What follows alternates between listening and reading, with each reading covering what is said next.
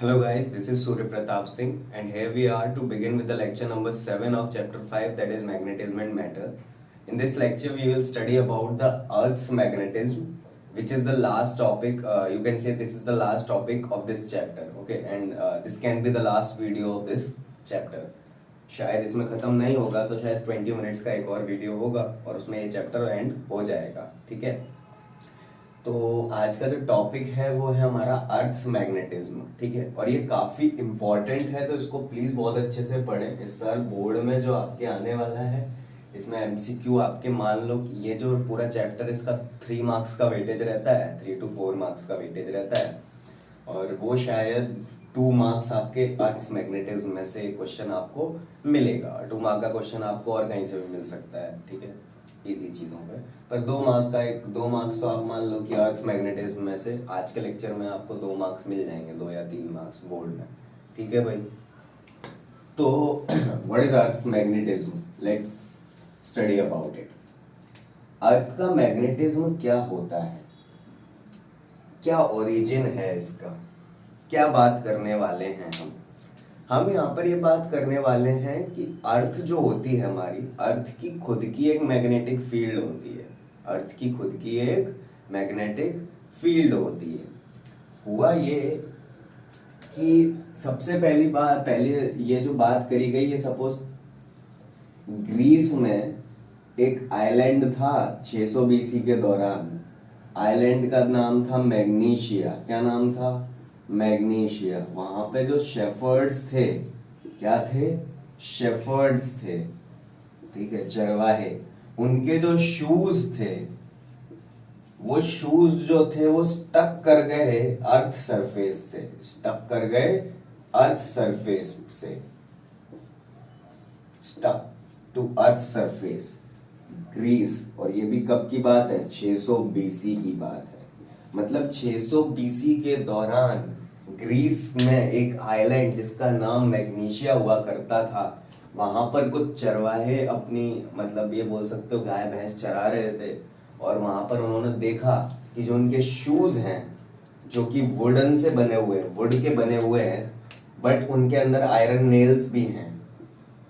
Wooden shoe with iron nails, with iron nails. तो iron nails के मौजूद होने की वजह से वो शू जो था वो स्टिक कर रहा था, अर्थ के सरफेस से चिपक रहा था। अब अर्थ के सरफेस से आयरन नेल चिपक रहा है, मतलब अर्थ की एक मैग्नेटिक फील्ड है, ऐसा मुझे थोड़ा थोड़ा महसूस होने लगा, ठीक है। तो ये तो थी हमारी मेन बात कि कहां से इस चीज का ओरिजिन हुआ, ठीक। दूसरी बात जो हम जानते हैं वो ये जानते हैं कि बार मैग्नेट को जब हम फ्रीली सस्पेंड करते हैं, मतलब अगर आपने मूवी वगैरह देखी हो तो जैसे पायरेट्स ऑफ द कैरेबियन करके जो मूवी है हॉलीवुड की, उसमें वो दिखाया है कंपास नीडल, है ना, वो ऐसा रखता है तो उसमें जो नीडल है वो मूव करती है, ठीक है। यानी कि हम ये बोल सकते हैं कि जब भी हम बार मैग्नेट को फ्रीली सस्पेंड करेंगे, है ना, तो वो एक डायरेक्शन में जाके रुकेगा, वो एक डायरेक्शन में जाके रुक जाएगा, ऐसा हम बोल सकते हैं, ठीक है। It comes into the rest in north south direction when bar magnet is freely suspended. जब उसको फ्रीली सस्पेंड किया जाएगा, it rests in north south direction. वो कहां रुकेगा जाके? नॉर्थ साउथ डायरेक्शन में रुकेगा जाके। अभी सब समझा दूंगा, डोंट वरी, ठीक है। ये हम जानते हैं, ये हमने स्टेटमेंट पढ़ा है कि बार मैग्नेट को जब फ्रीली सस्पेंड किया जाता है तो वो एक डायरेक्शन में रुकता है जाके, है ना। अगर अर्थ पे सस्पेंड करूंगा तो भी वो एक डायरेक्शन में रुकेगा, पर वो एक डायरेक्शन में रुकता है, उसकी वजह होती है मैग्नेटिक फील्ड। यानी अर्थ की खुद की एक मैग्नेटिक फील्ड है जिसको हम अर्थ मैग्नेटिज्म के टॉपिक में पढ़ने वाले हैं। तो ये जो चीजें हम पढ़ रहे हैं ये बेसिकली हम बेसिक कोर पढ़ रहे हैं कि कहां से इनकी बातें चालू हुई। हमने बोला 600 बीसी के दौरान ऐसे ग्रीस में आइलैंड था जहां पे शू चिपक गए थे, तो कुछ कुछ दिमाग में आने लगा कि यार कुछ तो है अर्थ के पास मैग्नेटिक फील्ड जैसा। फिर मैंने बार मैग्नेट को फ्रीली सस्पेंड किया अर्थ पे, तो देखा कि बार मैग्नेट भी जाके ऐसे अगर रस्सी से बांध कोई मैग्नेट लटका दो तो वो बिल्कुल वैसी की वैसी नहीं लटकी रहेगी, वो किसी एक डायरेक्शन में टिल्ट होकर रुक जाएगी। तो यानी कि when it rest in north south direction, ठीक है, जो भी नॉर्थ साउथ होगा वो अभी आपको समझ में आएगा, अभी ज्यादा टेंशन ना ले। ठीक, तीसरी चीज जो इसके बारे में थी वो ये थी कि जो मैग्नेटिक फील्ड है अर्थ की, जब ये देखी गई, जब ये बार मैग्नेट को अलग अलग जगह पे सस्पेंड किया गया सपोज, तो देखा कि जो मतलब टिल्टेशन आ रहा था वो कहीं कम ज्यादा आ रहा था, मतलब ये जो रेस्ट कर रही थी, मतलब जो एंगल घूमी नीडल वो कहीं ज्यादा घूम रही थी कहीं कम घूम रही थी, है ना। तो हम ये बोल सकते हैं कि जो मैग्नेटिक फील्ड है अर्थ की वजह से वो वेरी करती है places to places. Magnetic field due to earth varies from places to places, places to places, सही है। अच्छा, फोर्थ एंड इंपॉर्टेंट पॉइंट कि जो मैग्नेटिक फील्ड होती है अर्थ की वजह से, magnetic field due to earth, ये होती है अराउंड आपकी 10 टू दी, ये आपकी होती है अराउंड 0.1 टू 0.5 गॉस। कितनी होती है? 0.1 टू 0.5 गॉस। अब ये गॉस क्या है sir? Gauss is the other unit of magnetic field. It is a unit of magnetic field. It is a unit of magnetic field. अच्छा सर, अगर ये यूनिट है मैग्नेटिक फील्ड की, सर हम तो जानते हैं कि मैग्नेटिक फील्ड की यूनिट तो टेस्ला होती है, तो ये क्या है सर? टेस्ला, 1 टेस्ला बराबर 10 टू दी पावर 4 गॉस। ये आपको याद रखना है। या 1 गॉस बराबर 10 टू दी पावर -4 टेस्ला, या 1 टेस्ला बराबर 10 to the power 4 gauss. Clear है? Gauss is another unit of magnetic field which can be expressed in this way, है ना, converted to tesla in by this formula. Simple सी बात है। तो इस पूरी कहानी में ये 4 पॉइंट तो हमें समझने ही थे कि ठीक है ऐसा ऐसा होता है। सबसे इंपॉर्टेंट चीज जो थी इसमें वो ये थी जो आपको याद रखनी है और आपके मतलब की है, बाकी तो सब थ्योरी है। ठीक है, मैंने नोट्स में सब लिखा हुआ है, आप पॉज करें और ये 4 पॉइंट्स लिख लें ढंग से।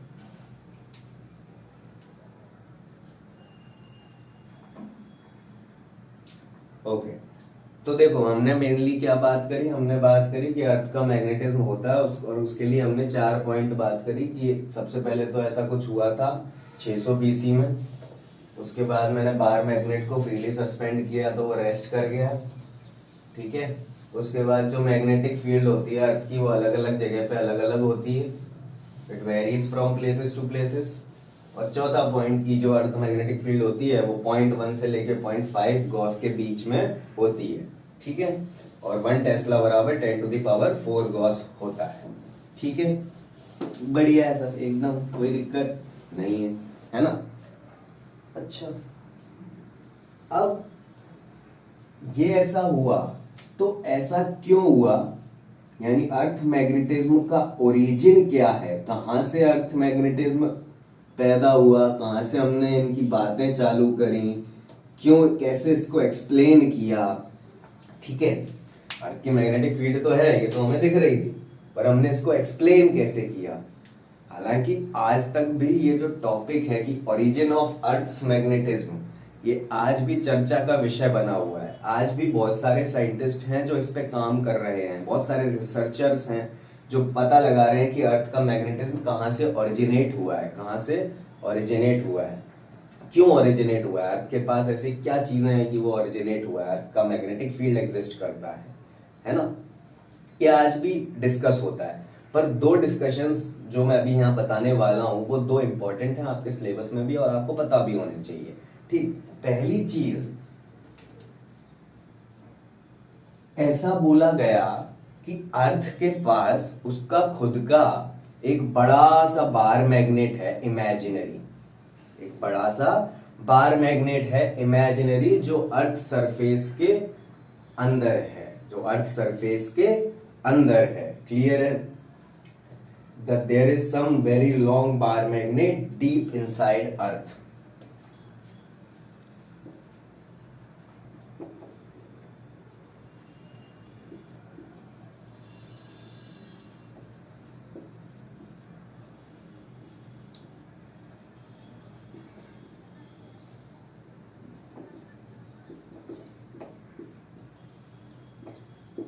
यानी कि ये अर्थ है, अर्थ के अंदर ये मैग्नेट है, ऐसा कुछ क्लियर है। यहाँ पे ये ऐसा क्यों बना रहा हूँ वो सब आपको अभी बाद में समझ आएगा कि ऐसा टिल्टेड क्यों बनाया, साउथ ऊपर नॉर्थ क्यों लिया नीचे, ये सब अभी बताने वाला हूँ। पर अभी के लिए समझो कि there is some very long bar magnet deep inside earth as shown in figure. ठीक, तो अब इस मैग्नेट की वजह से इसकी मैग्नेटिक फील्ड आती है, इस मैग्नेट की वजह से अर्थ की खुद की क्या होती है, एक मैग्नेटिक फील्ड होती है। ठीक है सर, समझ गए लोग कि हाँ चलो ये बात मानने जैसी है कि मैग्नेटिक फील्ड एग्जिस्ट तो कर ही रही है, उसका ये एक्सप्लेनेशन दे दिया जाए तो कोई बुराई नहीं है। पर कुछ लोग आए, फिर उन्होंने बोला, जब ये स्टेटमेंट दिया गया उसके बाद कुछ लोग आए, उन्होंने बोला कि सर जो टेम्परेचर होता है वो तो बहुत हाई होता है,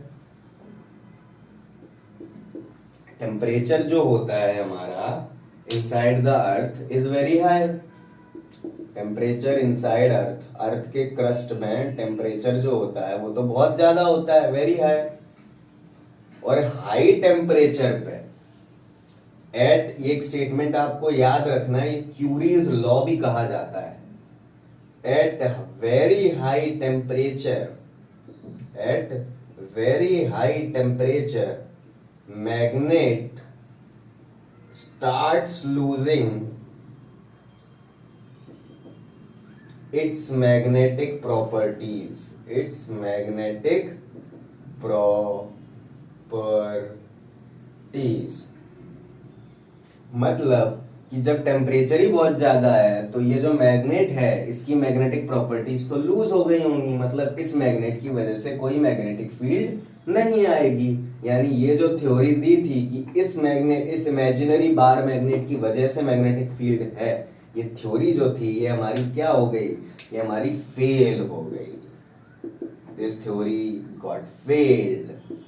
उन्होंने बोला कोई बार मैग्नेट होता है अर्थ के अंदर, उन्होंने बोला ठीक है इसकी वजह से मैग्नेटिक फील्ड होती है, ठीक है, पर क्यूरीज लॉ या हाई टेम्परेचर पे हम ये जानते हैं, इसको क्यूरीज लॉ बोलते हैं, इसी चीज को क्या बोलते हैं, क्यूरीज लॉ। यही चीज जो है this is Curie's law.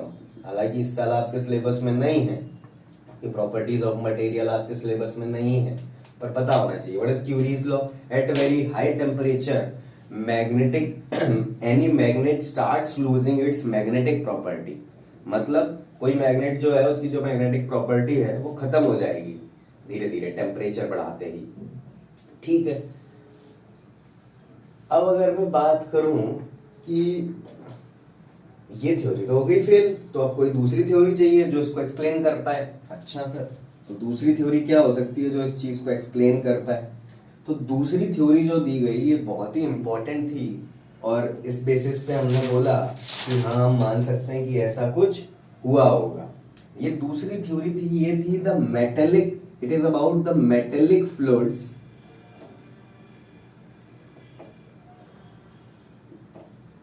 inside earth are responsible for the generation of magnetic field of earth, for the generation of earth's magnetic field। अर्थ की मैग्नेटिक फील्ड के पैदा होने का रीजन जो है वो रीजन कोई बार मैग्नेट नहीं है जो अंदर रखा हुआ है, वो रीजन मेटेलिक फ्लूइड्स हैं इनसाइड अर्थ, मेटेलिक फ्लूइड्स हैं इनसाइड अर्थ। अब ये मेटेलिक फ्लूइड्स क्या है? मेटेलिक फ्लूइड्स का मतलब आप समझ सकते हो, आयरन ले सकते हो आप, निकल ले सकते हो, है ना, इनका basically fluid form of iron, fluid form of निकल, है ना, अर्थ क्रस्ट में होते ही है ना ये सब। तो जो मेटेलिक फ्लूइड्स प्रेजेंट हैं अर्थ क्रस्ट में उनकी वजह से अर्थ की मैग्नेटिक फील्ड आती है और ये प्रूव हो चुका है। ठीक है, उन ऐसा बोलते हैं इस थ्योरी के हिसाब से कि जो हमारी अर्थ है, अर्थ के अंदर जो मैग्नेटिक मेटेलिक फ्लूइड्स हैं, हाई टेम्परेचर पे, हम जानते हैं टेम्परेचर अर्थ के अंदर का बहुत ज्यादा है, तो अर्थ के अंदर हाई टेम्परेचर पर जो मेटेलिक फ्लूइड्स हैं वो आयनाइज हो जाते हैं। क्या हो जाते हैं? आयनाइज हो जाते हैं। अब सोच, बहुत सारे मेटेलिक फ्लूइड्स हैं तो बहुत सारे आयंस होते हैं एक तरीके से, क्योंकि हाई टेम्परेचर है, टेम्परेचर ज्यादा रखोगे तो जितने भी मेटेलिक फ्लूइड्स हैं वो आयंस बन जाएंगे, क्योंकि उनको आयनाइजेशन एनर्जी उतनी मिल जाएगी, है ना, तो वो आयनाइज्ड हो जाएंगे। तो जो मेटेलिक फ्लूइड्स है वो आयनाइज्ड होते ही, ऐसा समझो कि एक सर्कल टाइप की चीज है, ऐसे बहुत सारे पॉजिटिव पॉजिटिव पॉजिटिव आयंस हैं जो पैदा कर दिए आपने, जो आपने पैदा कर दिए। सही है? क्लियर है? अब ये जो पॉजिटिव पॉजिटिव पॉजिटिव आयंस हैं, जैसे ही ये फ्री हो जाएंगे, मतलब आयनाइज्ड होके आयंस बनेंगे, तो ये फ्री टू मूव होंगे। तो ये जब मूव करेंगे तो हम जानते हैं कि आयंस जो हैं वो एक डायरेक्शन में मूव करते हैं, है ना, या तो ये इस तरफ ऐसे मूव करेंगे या इस तरफ ऐसे मूव करेंगे। तो ऐसा बोला गया कि इनका जो मूवमेंट होता है वो एक तरीके से सर्कल में होता है। किस में होता है? एक सर्कल में होता है, इस तरीके से। और ये जो चीज है ये आपने पढ़ी हुई है कि ऐसा कुछ है, खुद से सोच, ऐसा, है ना, यानी यहाँ पे देखिए आयंस मूव कर रहे हैं ऐसे सर्कल के अराउंड। अब ions are what? Positive charge. तो there is movement of positive charge inside a circle और a loop, you can say. एक लूप में पॉजिटिव चार्ज ऐसे घूम रहा है। तो मैं ये बोल सकता हूं कि ये जो यहाँ पर लूप में ये चीज है ये करंट है आपकी, क्योंकि पॉजिटिव चार्ज का मूवमेंट ही तो करंट है, होता है। The rate of flow of charge is current. The rate of flow of charge is current. If the charge is flowing, then there is a current. बोल सकते हैं ना यहाँ पे करंट है कि नहीं? यानी कि अर्थ की जो मैग्नेटिक फील्ड होती है वो बार मैग्नेट की वजह से नहीं होती, वो होती है बेसिकली, ऐसा मान लो कि ये जो करंट हुआ है ना अंदर पैदा, ऐसे बहुत सारे सर्कल्स होते हैं इधर इधर इधर, इन सब ये बहुत सारे सर्कुलर लूप्स हैं जिनमें करंट दौड़ रहा है। बहुत सारे सर्कुलर लूप्स हैं जिसमें करंट दौड़ रहा है। और आपने पढ़ा है 4th चैप्टर में कि ये करंट कैरिंग रिंग, ये करंट कैरिंग रिंग हो गई या करंट कैरिंग लूप हो गया, ये अपनी एक्सेस पे मैग्नेटिक फील्ड प्रोड्यूस करती है, बाहर मैग्नेटिक फील्ड प्रोड्यूस करती है। करंट कैरिंग लूप ये जो होता है ये बार मैग्नेट की तरह ही एग्जिस्ट करता है, या इसको ही हम मैग्नेटिक डाइपोल भी बोलते हैं। क्या बोलते हैं? करंट कैरिंग लूप, है ना, इसको हम क्या बोलते हैं? Magnetic dipole. और इसकी खुद की वजह से क्या होती है? मैग्नेटिक फील्ड होती है। अगर आप थोड़ा सा रूल्स वगैरह जानते हो तो इस तरीके से लगाऊंगा तो मैग्नेटिक फील्ड की डायरेक्शन ये आएगी, आएगी नहीं आएगी? तो ये आपकी मैग्नेटिक फील्ड हो गई। बात समझ में आई? इस तरीके की मैग्नेटिक फील्ड आपको मिल जाएगी। क्लियर हुआ? तो इसलिए ऐसे जितने भी मैग्नेटिक डाइपोल्स होते हैं ना अर्थ के अंदर, वो अपनी मैग्नेटिक फील्ड बनाते हैं, ठीक है, और उन सब की मैग्नेटिक फील्ड कंबाइन होके अर्थ की मैग्नेटिक फील्ड बनती है। बात समझ में आई? तो ये है basically origination of earth's magnetic field. मैं फिर से समझाता हूं, है ना, हालांकि उतने मतलब की बात नहीं है बट फिर भी पता होनी चाहिए कि अर्थ की मैग्नेटिक फील्ड आई कहां से। ठीक है, पहले बोला गया कि कोई बार मैग्नेट है जो अर्थ के अंदर ऐसे प्लेस्ड है, इसकी वजह से मैग्नेटिक फील्ड होती है। तो हमने बोला कि हाई टेम्परेचर पे कोई भी मैग्नेट जो है उसकी मैग्नेटिक प्रॉपर्टीज नहीं होंगी, यानी इस बार मैग्नेट की वजह से जो आप मैग्नेटिक फील्ड का होने का एक्सप्लेन कर रहे हो वो गलत है ना, तो इसलिए ये थ्योरी फेल हो गई। फिर हमारे पास दूसरी थ्योरी आई। दूसरी थ्योरी ने बोला कि जो अर्थ के अंदर के मेटेलिक फ्लूइड्स होते हैं वो हाई टेम्परेचर पे आयनाइज्ड हो जाते हैं, वो आयनाइज्ड हो जाते हैं। आयनाइज्ड हो जाते हैं तो वो मूव करने लगते हैं ऐसे सर्कल्स में, बहुत सारे, है ना। अब ऐसा एक नहीं, ऐसे बहुत सारे मैग्नेटिक डायपोल्स होंगे जो हर जगह होंगे। बात समझ में आई? ठीक है, तो इन सारे मैग्नेटिक डायपोल्स की वजह से एक मैग्नेटिक फील्ड बनती है अर्थ की। क्या बनती है? एक मैग्नेटिक फील्ड बनती है अर्थ की, जो अभी हम पढ़ने वाले हैं, जिसके बारे में हम अभी डिस्कस करेंगे। ठीक है, तो ये है आपकी अर्थ्स मैग्नेटिक फील्ड। क्या क्लियर हुआ? क्यों अर्थ की मैग्नेटिक फील्ड पैदा हुई, ऐसे मैग्नेटिक डायपोल्स बने, उनकी खुद की मैग्नेटिक फील्ड होगी इस तरीके की, है ना, और मैग्नेटिक फील्ड उनकी खुद की होगी, तो ऐसे बहुत सारे डायपोल्स की वजह से पूरे अर्थ की कंबाइंड एक मैग्नेटिक फील्ड होगी। क्लियर हुआ आपको? आई थिंक क्लियर हुआ होगा। पॉज करें, लिख लें।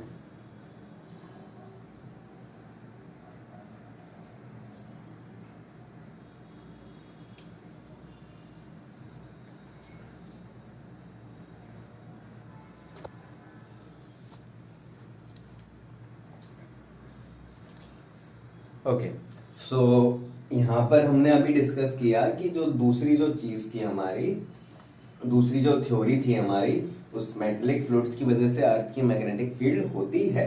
अब उसी में थोड़ी सी चीज और बता देता हूं, है ना। मून के लिए, वीनस के लिए और जुपिटर के लिए सेम थ्योरी अप्लाई की गई और देखा गया कि सच होता है, सच्ची साबित होती है कि नहीं। तो हम जानते हैं। अच्छा हाँ, एक और चीज बतानी थी कि ये जो हमने माने थे कि मेटेलिक फ्लूइड्स थे बहुत सारे, जो आयनाइज हो गए, आयंस बन गए, अब ये आयंस एक रोटेट क्यों करे एक डायरेक्शन में, इधर ऐसे ही क्यों मूव करे? क्योंकि अर्थ का रोटेशन ऐसा है, तो अर्थ के रोटेशन की वजह से वो ऐसे ऐसे मूव करे, तो करंट कॉन्स्टिट्यूट हुआ और उस करंट की वजह से ऐसे आपको मिली है मैग्नेटिक फील्ड। बात समझ में आई? आई होप समझ में आई होगी। तो ये मेटेलिक फ्लूइड्स वाली थ्योरी बहुत इंपॉर्टेंट है। जब ये लगाई गई मून पे, तो मून पे देखा गया कि मून पे कोई मेटेलिक फ्लूइड्स नहीं है। There are no metallic fluids, no metallic fluids. अगर कोई मेटेलिक फ्लूइड्स नहीं है तो मैं बोल सकता हूं कि यहां पर कोई मैग्नेटिक फील्ड नहीं होगी। There is no magnetic field, no metallic fluids यानी कि no magnetic field. Very simple. Venus पे देखा गया रोटेशन जो है वीनस का वो बहुत स्लो होता है। अब रोटेशन स्लो, तो आयन स्लोली मूव करेंगे तो करंट कम आएगा। क्यों? क्योंकि rate of flow of charge is current, charge per unit time. मतलब स्लो मूव करेंगे यानी ज्यादा टाइम लेंगे चार्ज फ्लो करने में, तो करंट कम आएगा, नहीं आएगा? तो करंट कम आएगा तो उसकी वजह से मैग्नेटिक फील्ड भी कम आएगी, यानी मैग्नेटिक फील्ड जो होती है वीनस की वो वीक होती है। तो वीनस की मैग्नेटिक फील्ड भी एक्सप्लेन हो गई, मून पे कोई मैग्नेटिक फील्ड नहीं है वो भी एक्सप्लेन हो गया। जुपिटर का रोटेशन बहुत ज्यादा होता है, रोटेशन बहुत ज्यादा है, रोटेशन इज वेरी हाई, है ना, रोटेशन इज हाई, ठीक। तो मैग्नेटिक फील्ड जो है वो भी बहुत ज्यादा होती है। तो यानी कि हमने ये जो थ्योरी थी वो इधर अप्लाई कर दी, तो हमको समझ में आ गया कि ठीक है भाई, ये थ्योरी हम मान सकते हैं और आज तक हम यही थ्योरी मान के आगे पढ़ते हैं चीजों को, है ना। मेटेलिक फ्लूइड्स की वजह से ही मैग्नेटिक फील्ड है। ये जो डाइपोल्स ऐसे बने हैं इन आयंस के मूव करने से, उन डाइपोल्स की वजह से मैग्नेटिक फील्ड है। डाइपोल्स किसको बोल रहा हूं मैं? इसको डाइपोल ही बोलूंगा ना। ये हमारा करंट कैरिंग लूप है। क्या है ये? Current carrying loop. पर क्या इसको मैं मैग्नेटिक डायपोल भी बोल सकता हूं? हाँ, बोल सकता हूं, क्योंकि मैग्नेटिक डायपोल का एग्जाम्पल होता है करंट कैरिंग लूप। होता है कि नहीं होता? हाँ सर, होता है ना। तो this is what all about is origination of magnetic field of अर्थ। ठीक, पॉज करके लिखना चाहें जो भी आपको समझ में आया हो आप लिख सकते हैं। ये समझाने वाली बातें हैं, इसमें कुछ रटने वाली नहीं है। एग्जाम में भी कुछ नहीं आने वाला आपका इसमें से। एग्जाम के लिए क्या इंपॉर्टेंट है मैं बताता जाऊँ, ठीक है। पर कोई पूछ ले कि भाई explain the origination of earth magnetic field, तो हमको ये 2 पॉइंट पता होने चाहिए जो मैंने अभी बताए। क्लियर है? क्लियर। अच्छा,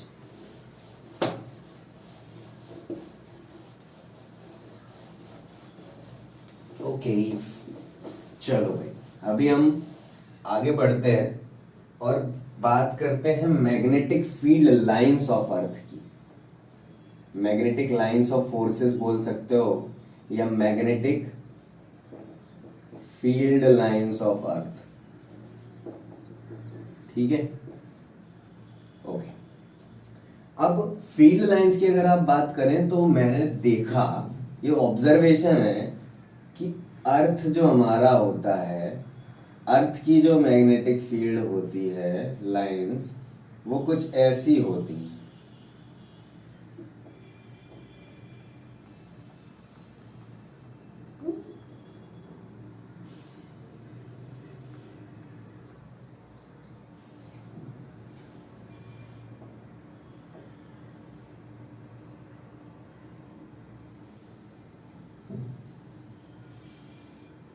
ठीक है, इस तरीके की मैग्नेटिक फील्ड लाइंस होती हैं। यहाँ पे वो आपकी अंदर आ रही होती हैं और यहाँ से बाहर निकल रही होती हैं। क्लियर हुआ? ठीक है, ओके, डन।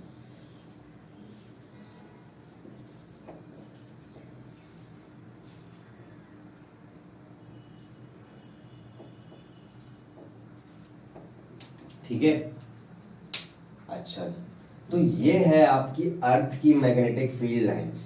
अब ये कैसे बनाई गई हैं? हमने क्या किया, मैग्नेटिक नीडल्स रखे अर्थ के सरफेस पे हर जगह। यार 10th क्लास में आपको बताया गया था कि जो बार मैग्नेट है, बार मैग्नेट की वजह से मैग्नेटिक फील्ड लाइंस आपको पता है कि नॉर्थ से निकलती है, साउथ में घुसती हैं, इस तरीके की आती हैं। तो ये कैसे बनी थी ये फील्ड लाइंस? हमने क्या किया था, अलग अलग जगह नीडल यहाँ रखी तो इधर पॉइंट हुई, इधर रखी तो इधर पॉइंट हुई, इधर रखी तो इधर पॉइंट हुई, इधर रखी तो इधर पॉइंट हुई। तो ऐसे हमने फील्ड लाइंस बनाई, फील्ड लाइंस ऑफ फोर्सेस बनाई, नहीं बनाई? ठीक, तो ऐसे ही मैंने जब मैग्नेटिक नीडल रखी अर्थ के सरफेस पे अलग अलग जगह, तो मुझे मैग्नेटिक फील्ड लाइंस जो अर्थ की मिली वो मुझे ऐसी मिली। बोल बात समझ आई? आई होप समझ आई होगी। ठीक है, तो जब अर्थ की मैग्नेटिक फील्ड लाइंस मुझे ऐसी मिली तो मैंने बोला कि देखो, सोच के देखो, क्या मैं अर्थ के अंदर वो इमेजिनरी मैग्नेट अगर मानूं, हालांकि वो है नहीं पर मैं मान लेता हूं, अगर ये इमेजिनरी मैग्नेट है तो आप बोलो देखो, ये नॉर्थ ये साउथ, मतलब ये साउथ ये नॉर्थ, तो देख साउथ में मैग्नेटिक फील्ड लाइन अंदर घुस रही हैं और नॉर्थ से मैग्नेटिक फील्ड लाइंस बाहर निकल रही हैं। बोल बात समझ में आई? आई होप समझ आई होगी। ठीक है, अर्थ का बार मैग्नेट मान लिया और ये बार मैग्नेट जो है ये आपका इमेजिनरी है। कैसा है? इमेजिनरी बार मैग्नेट है ये। ठीक है साहब, इसको मान के आप मैग्नेटिक फील्ड लाइंस ड्रॉ कर सकते हो। It is used to draw the magnetic field lines around earth. Clear है? अगर आप ऐसा मैग्नेट मानोगे तो आप बोलोगे नॉर्थ से बाहर निकली और साउथ में घुस गई। बोलो क्लियर है? हाँ क्लियर है। अच्छा, अब बात आती है इसमें कुछ चीजों को डिफाइन करने की। तो कुछ चीजें इसमें डिफाइन की गई, जैसे क्या डिफाइन किया गया, क्या क्या चार चीजें इसमें मेनली डिफाइन की गई। यहाँ पे फिर से बनाता हूँ फिगर ताकि आपको अच्छे से समझ आएगा। इसमें सिर्फ समझने की बातें हैं और कुछ है नहीं। अगर आपको दिख जाएगा, समझ आ जाएगा तो बहुत बढ़िया, अगर नहीं आएगा तो बहुत दिक्कत होती है, क्योंकि काफी इमेजिनेटिव है सारी चीजें। ठीक है, अगर ये आपकी अर्थ है, सपोज ये अर्थ का एक्सिस ऑफ रोटेशन है, इस एक्सिस ऑफ रोटेशन के हिसाब से आप बोलो तो ये जो चीज है और ये जो चीज है, इसको आप बोलते हो नॉर्थ, ज्योग्राफिक नॉर्थ। कौन सा नॉर्थ? Geographic north. अरे यार, ज्योग्राफी के हिसाब से हमारे लिए नॉर्थ क्या होता है? हमारे लिए बोलते हैं ना ईस्ट वेस्ट नॉर्थ साउथ। ठीक है, तो ये है आपका ज्योग्राफिक नॉर्थ। बोलो क्लियर है? क्लियर है sir. This is geographic north, this is geographic south. ठीक, नीचे साउथ, ऊपर नॉर्थ, यहाँ ईस्ट, यहाँ वेस्ट, ऐसा बोल दिया। ठीक, अच्छा बढ़िया। अब हुआ यूं कि जब मैंने किया क्या, जब मैंने अर्थ के यहाँ पे बीच में सपोज कोई मैग्नेट रख दिया और उसको छोड़ दिया, फ्रीली सस्पेंड किया, तो वो ना इस एक्सिस पे जाके नहीं रोका, वो ऐसे कहीं रोका जाके। बात समझ में आई? वो ऐसे कहीं रोका जाके। क्लियर हुआ? वो ऐसे कहीं रोका जाके। अब अर्थ के अंदर तो कुछ होगा नहीं, ऑब्वियस सी बात है। हम क्या करेंगे, आप नीडल से समझो। जब आप नीडल इधर लेके आए इसके बाजू में, मतलब यहां कहीं नीडल रखा था, ठीक है, मैं नीडल ऐसे बना रहा हूं। नीडल का काम क्या होता है वो आप समझे। सबसे पहले तो नीडल एक इंपॉर्टेंट पॉइंट है। नीडल, मैग्नेटिक नीडल जो होती है हमारी, magnetic needle always align towards north pole, ठीक है। नॉर्थ पोल के टुवर्ड्स अलाइन होता है हमेशा। बोलो क्लियर है? जब मैंने मैग्नेटिक फील्ड नीडल इधर रखी तो सोच, मैग्नेटिक नीडल का नॉर्थ पोल ऊपर होगा और साउथ पोल नीचे होगा। बोल समझ में आया? जब यहां रखी तो भी नॉर्थ पोल ऊपर होगा, साउथ पोल नीचे होगा, क्योंकि नॉर्थ पोल की डायरेक्शन में होता है। नॉर्थ पोल हमेशा फील्ड लाइंस की डायरेक्शन में होता है। Magnetic needle always align towards north pole, ठीक है। ऐसा आप स्टेटमेंट याद रख सकते हो। बाकी आपको पता ही है कि नीडल अगर छोड़ूंगा तो वो हमेशा नॉर्थ पोल के टुवर्ड्स दिखती है। मतलब मैग्नेटिक नीडल का north pole magnetic field lines की डायरेक्शन में होता है। मैग्नेटिक नीडल का नॉर्थ पोल फील्ड लाइंस की डायरेक्शन में होता है। क्लियर हुआ? ऐसे यहां पे अगर नीडल रखूंगा तो सोच के देख, नॉर्थ पोल नीचे आएगा, साउथ पोल ऊपर आएगा, फील्ड की डायरेक्शन में नॉर्थ पोल। यहां पे रखूंगा तो देख, फील्ड की डायरेक्शन में नॉर्थ पोल है तो फील्ड बाहर जा रही, तो नॉर्थ पोल बाहर, साउथ पोल अंदर। ये बेसिकली मैंने नीडल बनाई है। This is what, this is an magnetic needle basically, जो मैंने बनाई है हर जगह। बात समझ में आई? क्लियर हुआ? है ना? अब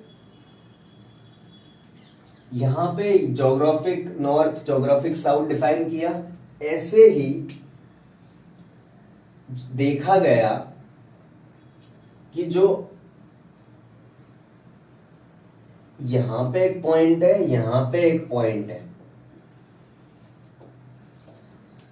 यहां देखा गया तो नॉर्थ पोल, मतलब में नीडल ऐसे फोर्स लग रहा था नीडल पे, यहां देखा तो ऐसे लग रहा था, यहां देखा तो ऐसे लग रहा था, ऐसे यहां पे कहीं देखा तो अर्थ के टुवर्ड्स लग रहा था, एकदम वर्टिकली ऐसे। यहाँ पे कोई बंदा खड़ा था तो उस बंदे ने नीडल को देखा तो उसी की तरफ थी। बात समझ में? अब अर्थ का सरफेस तो गोल है ना, यहाँ भी खड़े हो सकते हो, यहाँ भी, यहाँ भी, यहाँ भी, यहाँ भी, हर जगह खड़े हो सकते हो। यहाँ पे जब आप खड़े थे, यहाँ पे कोई बंदा खड़ा था, सपोज ये आपका पाकिस्तान है, ये आपका अंटार्कटिका है, तो पाकिस्तान में देखा तो मतलब north pole of the needle बंदे की तरफ थी, और जब ये अंटार्कटिका में देखा तो साउथ पोल नीडल की बंदे की तरफ थी। बात समझ में आई? और यहाँ देखा तो बंदे को हॉरिजॉन्टली दिख रही थी। ये बंदा अगर यहाँ खड़ा होगा तो ये नीडल उसको हॉरिजॉन्टली दिख रही थी। बात समझ में आई? यहाँ बंदा खड़ा था तो उसको भी हॉरिजॉन्टली दिख रही थी। यानी कहने का मतलब ये, इन दो पॉइंट्स पे अगर आप देखो तो यही दो पॉइंट्स हैं जहां पे नीडल का जो डायरेक्शन है वो पॉइंटिंग टुवर्ड्स मैन है, पॉइंटिंग टुवर्ड्स अर्थ है, पॉइंटिंग टुवर्ड्स अर्थ सरफेस है। ठीक है? बोल सकता हूं? हाँ बोल सकता हूं। ठीक है? तो यहां पे ना आपने इस चीज को बोला मैग्नेटिक नॉर्थ, और इस चीज को बोला मैग्नेटिक साउथ, मैग्नेटिक साउथ। बात समझ में आई कि मैग्नेट का नॉर्थ ये है और मैग्नेट का साउथ ये है। क्यों? सोच, ये नीडल है, ये नीडल नॉर्थ सीकिंग पोल है। ये क्या है? ये नॉर्थ को ढूंढ रही है। ये किसको ढूंढ रही है? नॉर्थ को ढूंढ रही है ये। और ये किसको ढूंढ रही है? ये साउथ को ढूंढ रही है। बोल समझ में आया? है ना? तो ये बेसिकली आपका मैग्नेटिक नॉर्थ पोल हुआ, ये मैग्नेटिक साउथ पोल हुआ, और ये जो आपकी थी ये वाली एक्सिस, ज्योग्राफिक नॉर्थ पोल और ज्योग्राफिक साउथ पोल वाली, इसको बोला ज्योग्राफिक एक्सिस। कौन सी एक्सिस? Geographic axis. और ये जो एक्सिस आई है आपकी, ये एक्सिस कहलाई आपकी मैग्नेटिक एक्सिस। कौन सी एक्सिस? Magnetic axis. क्लियर हुआ? तो यहाँ पे हमको चार चीजें जाननी थी, magnetic axis, geographic axis, magnetic pole, magnetic north pole, magnetic south pole, geographic north pole, geographic south pole. Clear है? तो ज्योग्राफिक नॉर्थ पोल और साउथ पोल तो अलोंग द ज्योग्राफिकल एक्सिस होते हैं, दो कोने, और मैग्नेटिक एक्सिस के दो कोने होते हैं, नॉर्थ पोल और south pole, magnetic north pole और मैग्नेटिक साउथ पोल। क्लियर है? एनएम और एसएम से इसको डिनोट किया जाता है। ठीक है? यानी कि ज्योग्राफी का जो नॉर्थ पोल है ज्योग्राफिकल, और मैग्नेटिकल जो नॉर्थ पोल है वो अलग अलग होते हैं। ठीक है? और इन दोनों एक्सिस में जो एंगल होता है ना, ये जो एंगल है, ये एंगल आपका 11.3 डिग्री होता है। कितना होता है? 11.3 डिग्री स्टैंडर्ड वैल्यू इसकी है। नॉर्मल इतना टिल्टेशन आता है। और ये एंगल जो हमारा है, ये हमने मतलब एवरेज एंगल बोला है, बदल भी सकता है अलग अलग जगह पे। ये मैंने बोल दिया कि भाई 11.3 डिग्री होता है ज्योग्राफिक एक्सिस और मैग्नेटिक एक्सिस में एंगल अर्थ की। किसकी? अर्थ की। क्लियर हुआ? ठीक है? अब डेफिनेशंस दी जाएंगी। इस नॉर्थ मैग्नेटिक पोल की डेफिनेशन और नॉर्थ मैग्नेटिक साउथ की डेफिनेशन आपको पता होनी चाहिए। आप बोलोगे मैग्नेटिक नॉर्थ पोल को डिफाइन करने के लिए आप बोलोगे वो प्लेस जहां पे नीडल का नॉर्थ पोल अर्थ सरफेस की तरफ है, उस प्लेस को मैग्नेटिक नॉर्थ पोल कहा जाता है।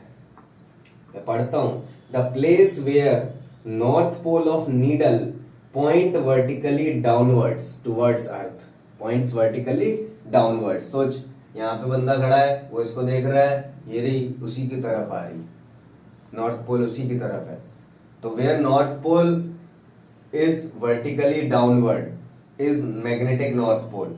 When where south pole of the needle is vertically downward.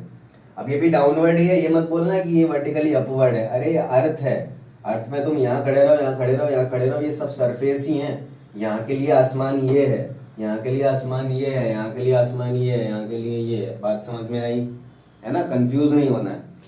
तो जहां पे नीडल का नॉर्थ पोल वर्टिकली डाउनवर्ड होगा वो मैग्नेटिक नॉर्थ होगा, जहां पे नीडल का साउथ पोल वर्टिकली डाउनवर्ड होगा वो मैग्नेटिक साउथ पोल होगा। बोल क्लियर है? और यहाँ पे एक ऑब्जर्व करने वाली बात बहुत ही प्यारी थी, वो ये थी कि अगर ये आपका एसएम है मैग्नेटिक साउथ पोल और ये आपका मैग्नेटिक नॉर्थ पोल है, ठीक है, तो अर्थ की मैग्नेटिक फील्ड की डायरेक्शन जो है, अर्थ की मैग्नेटिक फील्ड की डायरेक्शन जो है वो south pole to north pole है। Magnetic south pole to magnetic north pole.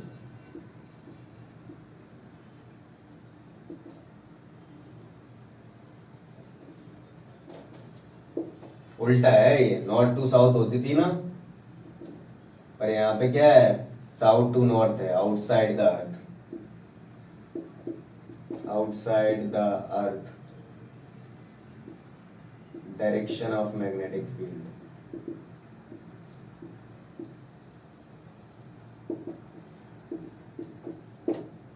Clear हुआ? तो this is what all about is magnetic field lines of earth.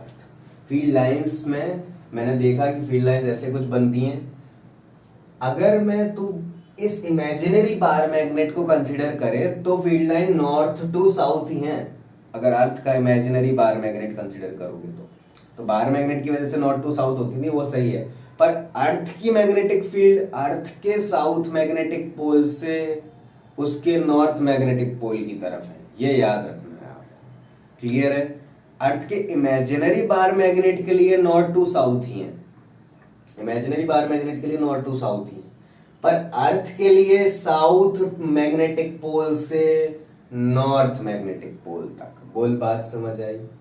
South magnetic pole और नॉर्थ मैग्नेटिक पोल क्या है?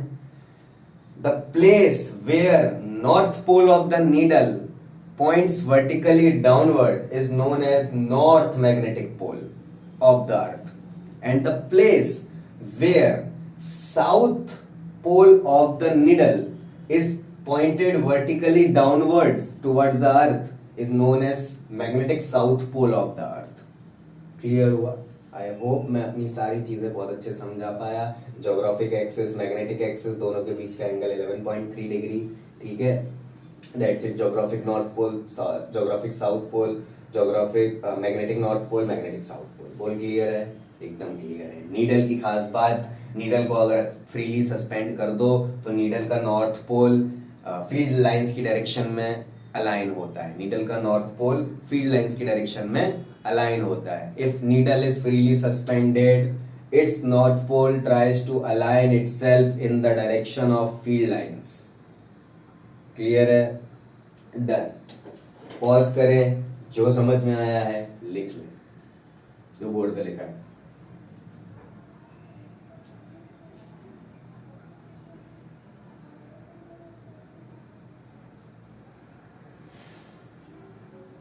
Okay, ठीक है भाई.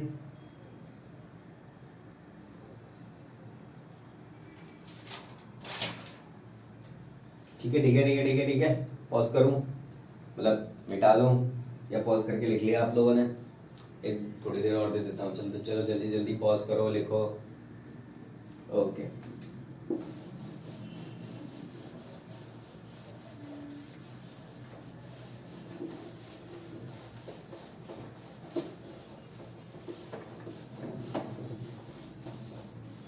ठीक है भैया, ऐसा हो गया वैसा हो गया. और एक दो चीजें फटाक फटाक से बना लो. फालतू चीजें हैं, जल्दी जल्दी समझ में आनी चाहिए. ये जो बेसिकली ज्योग्राफिकल एक्सिस ऐसी थी, इसके परपेंडिकुलर अगर ऐसा एक प्लेन लूं तो इसको बोलेंगे ज्योग्राफिक इक्वेटर. क्या बोलेंगे? ज्योग्राफिकल प्लेन, ज्योग्राफिकल मेरिडियन, ऐसा बोल सकते हो. ज्योग्राफिकल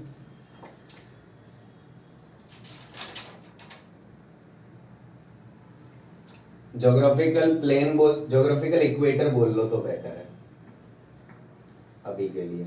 ज्योग्राफिकल इक्वेटर, ये आपका क्या है? ज्योग्राफिकल इक्वेटर है. इक्वेटर ये नहीं है बेसिकली, इक्वेटर का प्लेन है ये. तो इक्वेटर तो ये होगा. बात समझ में आई? This is geographical equator. और सोच, मैग्नेटिक एक्सिस ऐसे थी नहीं थी? इसके लिए ये ज्योग्राफिकल एक्सिस है, बना ही लो. चलो ये प्लेन हटा दो, अभी प्लेन मत बनाओ.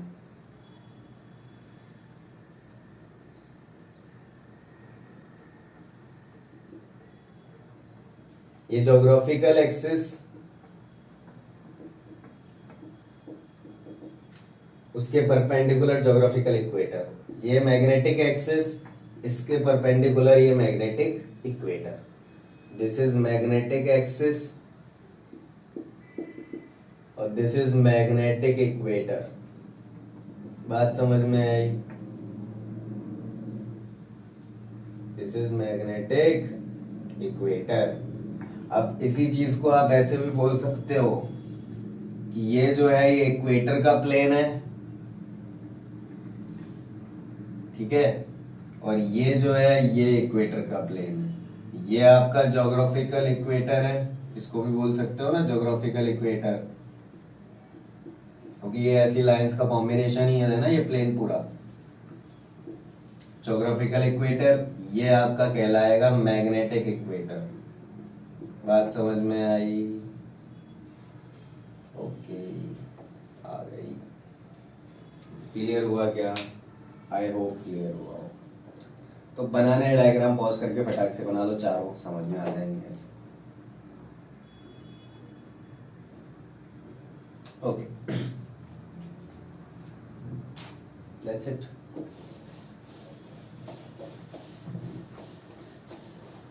अब हम आते हैं अर्थ मैग्नेटिज्म के सबसे पहली इंपॉर्टेंट चीज, angle of dip. Angle of dip, या इसको मैं इंक्लिनेशन भी बोलता हूं. क्या बोलता हूं? इंक्लिनेशन. ठीक, एंगल ऑफ डिप या इंक्लिनेशन. रिप्रेजेंटेशन इसका होता है आई से, ठीक है, आई से इसको डिनोट करते हैं, कोई दिक्कत नहीं है। अब होता क्या है ये एंगल ऑफ डिप, ये समझना है आपको, ठीक है।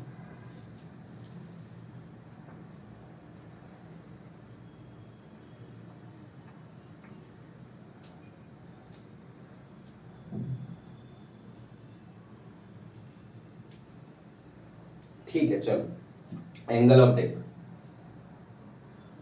मैं वही एक अर्थ का डायग्राम फिर से बना देता हूं क्योंकि उसमें अपन डिस्कस बहुत कुछ करने वाले हैं। ये अर्थ की मैग्नेटिक फील्ड लाइंस बनाओ, फील्ड लाइंस बनाओ बनाओ बनाओ।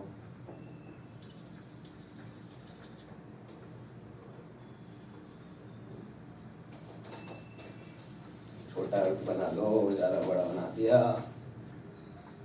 ये रहा छोटू सा अर्थ, ये रही इसकी मैग्नेटिक फील्ड लाइंस। दो ही डिनोट कर रहा हूँ, आपको समझ में आ गई है, अब फालतू चीज ज्यादा बार बार नहीं बना रहा, ठीक है ना भाई। ठीक, मैग्नेटिक वो south pole, magnetic north pole, geographic south, geographic north, ठीक है, चलो वो तो फालतू की बात है। एंगल ऑफ डिप समझने के लिए हमने क्या किया, हर जगह पे मैग्नेटिक नीडल रखी, इधर रखी तो हमें मिला, देख नॉर्थ इधर जा रही फील्ड लाइंस, तो नॉर्थ पोल इधर आया, साउथ पोल इधर आया। इधर रखी तो नॉर्थ पोल इधर आया, साउथ पोल इधर आया नीडल का, क्योंकि डायरेक्शन इधर ही थी। जब इधर रखी तो हम जानते हैं साउथ पोल ऊपर आया, नॉर्थ पोल नीचे आया। जब इधर रखी तो हम जानते हैं नॉर्थ पोल नीचे आया, साउथ पोल इधर आया। ऐसे ही अगर कहीं ये एक पॉइंट मान लो, जनरल पॉइंट, इस जनरल पॉइंट पे जब नीडल रखी जाती तो आप देखते हैं कि आपका नॉर्थ पोल इधर आता और साउथ पोल इधर आता, बोल आता नहीं आता। लॉजिकल सी बात थी, क्योंकि if magnetic needle is freely suspended it tries to align its north pole in the direction of magnetic field. बोल बात समझ में आई है ना? अच्छा सर, बढ़िया सर, एकदम अच्छा। आप क्या करें, एंगल ऑफ डिप क्या होता है? Angle of dip,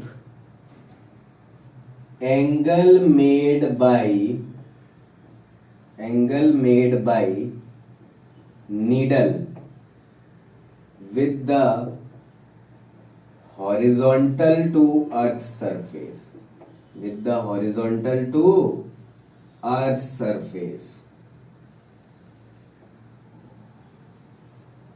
angle made by dip needle. कौन सी नीडल? Dip needle. अब डिप नीडल क्या होती है? डिप नीडल को अगर आप समझें, needle which is free to rotate in vertical plane,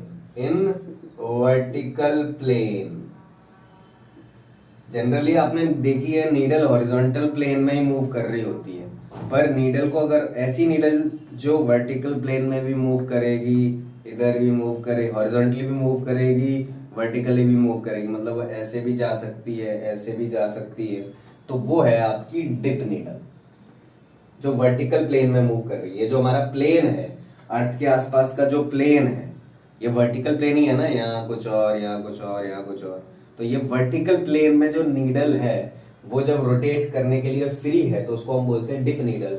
और अर्थ सरफेस के आसपास जब मैं नीडल अलग अलग जगह रखूंगा और ये एक एंगल नापूंगा, अर्थ सरफेस के हॉरिजॉन्टल और नीडल के बीच में जो एंगल बनेगा वो हमारा एंगल ऑफ डिप कहलाएगा। कि कितना डिप कर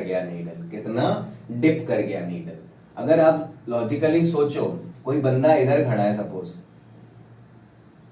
और वो इस नीडल तुमने उसके जस्ट ऊपर ऐसे रख दी इधर, बात समझ में आई? नीडल तुमने ऐसे कहीं ऊपर रख दी, ये बेसिकली मैग्नेटिक इक्वेटर वाली बात कर रहा हूं मैं, मैग्नेटिक इक्वेटर पे खड़ा है इधर कहीं, और ऐसे तुमने रख दी, तो वहां पे अगर आप ध्यान से सोचो, अर्थ सरफेस का हॉरिजॉन्टल कहां है? ये है कि नहीं? इस हॉरिजॉन्टल में और इस नीडल में कितना एंगल है? ध्यान से देख, ये ऐसे पैरेलल है क्या? हाँ पैरेलल है। तो यहां पर अर्थ सरफेस के हॉरिजॉन्टल में और नीडल में एंगल जो है वो 0 है। कितना है? 0 है।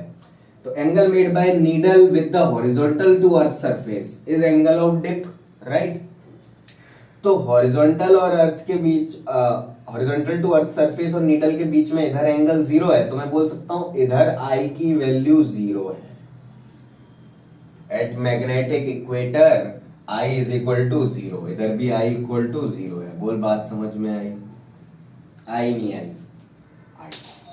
ऐसे ही जब आप इधर देखो तो देखो अर्थ का हॉरिजॉन्टल ऐसे है और नीडल आपके देखो परपेंडिकुलर है इसके, है कि नहीं? तो इधर एंगल ऑफ डिप ये बोल सकते हैं मैग्नेटिक साउथ पोल और मैग्नेटिक नॉर्थ पोल पे ऊपर अगर यहां कोई बंदा खड़ा कर दूं, है ना, उल्टा खड़ा नहीं किया भाई साहब, वो सीधा ही खड़ा है, सरफेस है उसके लिए। तो उसने देखा कि ऐसे नीडल उसकी तरफ आ रही है, मतलब सरफेस के परपेंडिकुलर आ रही है, तो यहाँ पे एंगल ऑफ डिप 90 डिग्री है। एंगल ऑफ डिप 90 डिग्री है। ऐसे ही यहां पर आप देखोगे तो यहाँ पे भी आपका एंगल ऑफ डिप क्या आएगा? 90 डिग्री आएगा। क्या आपको बात समझ में आ गई? अगर नहीं आई है तो वापस रिवर्ट बैक करके देखें जो मैं चीजें समझा रहा था, ठीक है? अच्छा, तो यानी कि हमने एंगल ऑफ डिप इक्वेटर पे इधर निकाल दिया। अब इन जनरल भी मुझे डिफाइन करना आना चाहिए, इक्वेट मतलब एंगल ऑफ डिप आना चाहिए, नहीं आना चाहिए? हाँ, आना चाहिए। लॉजिकली अगर आप सोचो तो इधर जो बंदा खड़ा होगा, जनरल पॉइंट पे ले लिया ना मैंने कुछ भी, ये तो अभी चलो ठीक है, ये तो 4 पॉइंट्स बनाए। अब कोई बीच में जनरल पॉइंट पे अगर मैंने लिया तो लेट से कोई भी एक्स पॉइंट ले लेता हूं मैं यहाँ पे, कोई भी एक्स पॉइंट ले लेता हूं मैं यहाँ पे। अब इस एक्स जनरल पॉइंट के लिए एंगल ऑफ डिप डिफाइन करता हूं, तो ध्यान से देखना, ये कोई पॉइंट एक्स है, यहां से देख, अगर अर्थ इसके एग्जैक्ट ऊपर देखें तो अर्थ का सरफेस ऐसे है, ऐसा समझ ले, अर्थ का हॉरिजॉन्टल ऐसे है, वर्टिकल ऐसे, ऐसे ही समझ ले तू। तो हॉरिजॉन्टल ऐसे है इस जगह पे और वर्टिकल ऐसे है इस जगह पे, मतलब मैंने ये BH शो करी है हॉरिजॉन्टल मैग्नेटिक फील्ड, ठीक, और BV शो करी है वर्टिकल मैग्नेटिक फील्ड। ऐसा अभी चलो मैग्नेटिक फील्ड छोड़ो, ये हॉरिजॉन्टल, ये वर्टिकल, क्लियर है? ये एक्स पॉइंट वो जो तुमने माना। अब एक्स पॉइंट पे जैसे ही नीडल तुमने रखी तो तुमने देखा कि कुछ ऐसा हुआ,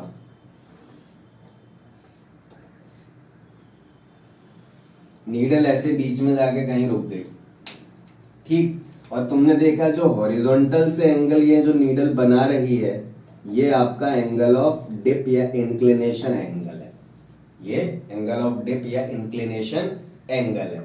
अब लॉजिकल सी बात है कि जो नीडल है, नीडल अगर ऐसे कहीं रुकी, सपोज यहाँ कहीं पॉइंट पे ऐसे कहीं रुकी हुई है, ठीक, तो नीडल जो ऐसे रुकी हुई है, तो मैं बोल सकता हूं कि मैग्नेटिक फील्ड लाइन अर्थ की वजह से नेट इधर ही है, मतलब नेट मैग्नेटिक फील्ड इस डायरेक्शन में है, तभी नीडल इधर रुकी है ना।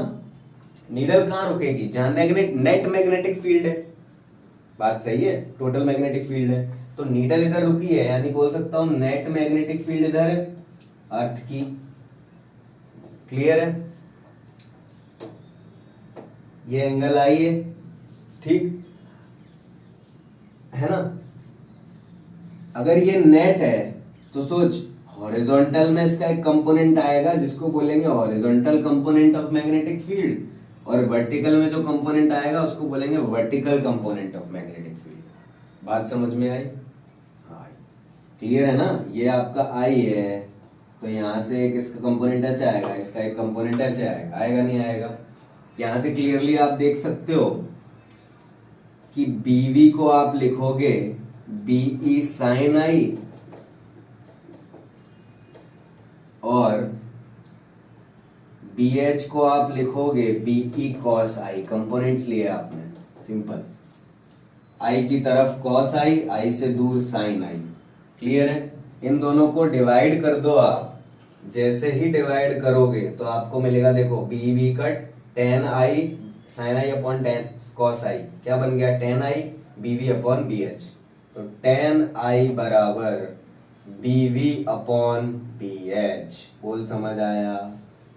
दिस यहां से हम देख एंगल ऑफ इंक्लिनेशन या एंगल ऑफ डिप निकाल सकते हैं। Tan inverse of B V upon B H. अगर मुझे बी वी और बी एच पता है तो आई निकाला जा सकता है। ठीक।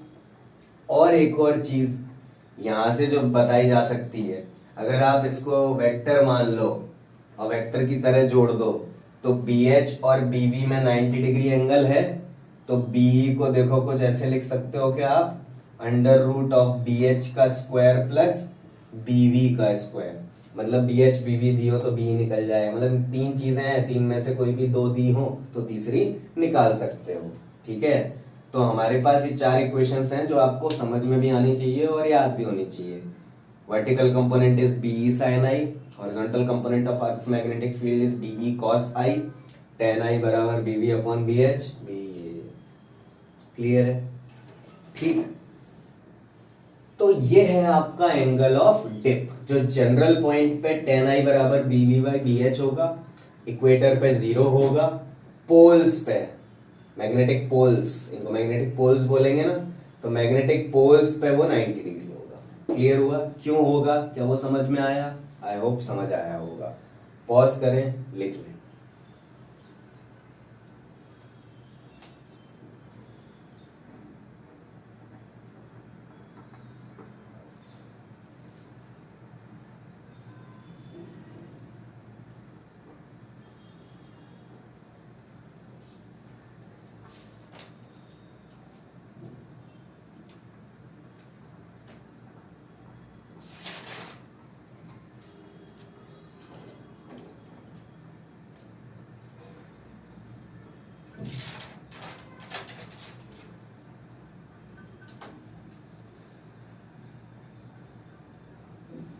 ठीक है, आई होप लिख लिया होगा आप लोगों ने।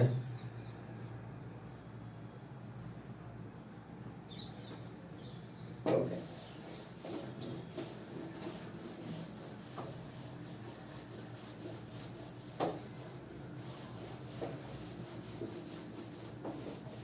ठीक है। चलो अब एक क्वेश्चन करते हैं इस पर बेस्ड, सिंपल सा। एक जगह है जहां पे horizontal component earth magnetic field का एक एग्जांपल करा रहा हूं, मैंने लिखा हुआ है नोट्स में क्वेश्चन अच्छे से, अभी आप समझ लो डायरेक्ट। आपको हॉरिजॉन्टल कंपोनेंट दिया है 0.26 gauss. Horizontal component of earth's magnetic field is 0.26 gauss and angle of dip is 60 degree. Angle of dip is 60 degree. ठीक है? ओके।